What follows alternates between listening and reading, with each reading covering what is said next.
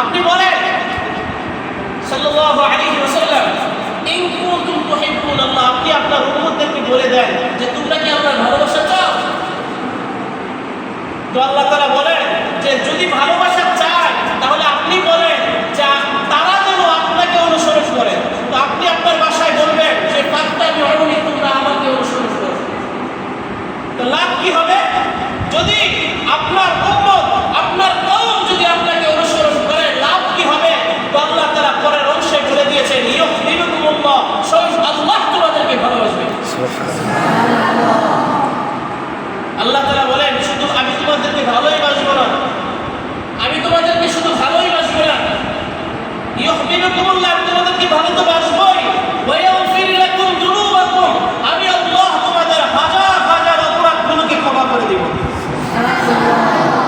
এটা আল্লাহ তাআলা আল্লাহর নবীকে শিখাই দিচ্ছেন।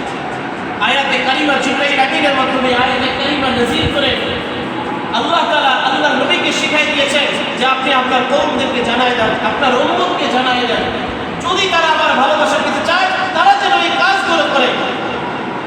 তো আল্লাহ তাআলা আল্লাহর নবীকে মেসেজ দিয়ে দিলেন, তো আল্লাহর ভালোবাসা যদি আমার মধ্যে ঢুকাইতে হয় তো আমার মধ্যে আল্লাহ রাসূলের সিরাত সুন্নাত ঢুকাইতে হবে, আল্লাহ রাসূলের সুন্নাত আমার মধ্যে জিন্দা করতে হবে। আল্লাহ রাসূলের সিরাত, সুরত, সিরাত উভয়টাই ঢুকাইতে হবে। শুধু সুরত ঢুকাইলে হবে না, সিরাতও ঢুকাইতে হবে। শুধু সিরাত ঢুকাইলে হবে না, সুরতও ঢুকাইতে হবে। দুটোটাই আমার মধ্যে যখন ঢুকবে তো আল্লাহ তাআলা আমাকে ভালোবাসবে। আল্লাহ তাআলা যখন আমাকে ভালোবাসবে, আমার গুনাহগুলোকে আল্লাহ মাফ করে দিবেন। আমার গুনাহগুলো যখন মাফ করে যাবে তো আমি একজন সচ্চা মুসলমান হব, আমার ঈমান মজবুত থাকবে, আমার কথা থেকে নূর বের হবে, আমার আলোচনা থেকে মানুষ হিদায়াতের রাস্তা খুঁজে পেয়ে যাবে। তো এইগুলা করলে আমি যখন একটা সচ্চা মানুষ হয়ে যাব, আমার মধ্যে যখন কোনো রেজাল্ট থাকবে না, আমার মধ্যে কোনো ঝামেলা যখন থাকবে না, তো আল্লাহর নবী হাদিসে কারীমের মধ্যে ইরশাদ করেছেন মান আহাব্বা সুন্নতি, আল্লাহ তাআলা বলেছেন আমাকে অনুসরণ করার জন্য, আর যে আমাকে অনুসরণ করবে, আল্লাহ রাসূল বলতেছেন মান আহাব্বা সুন্নতি, আমাকে যে অনুসরণ করবে, ফাকাদ আহাব্বানি, সে যেমন যেন আমাকেই ভালোবাসলো।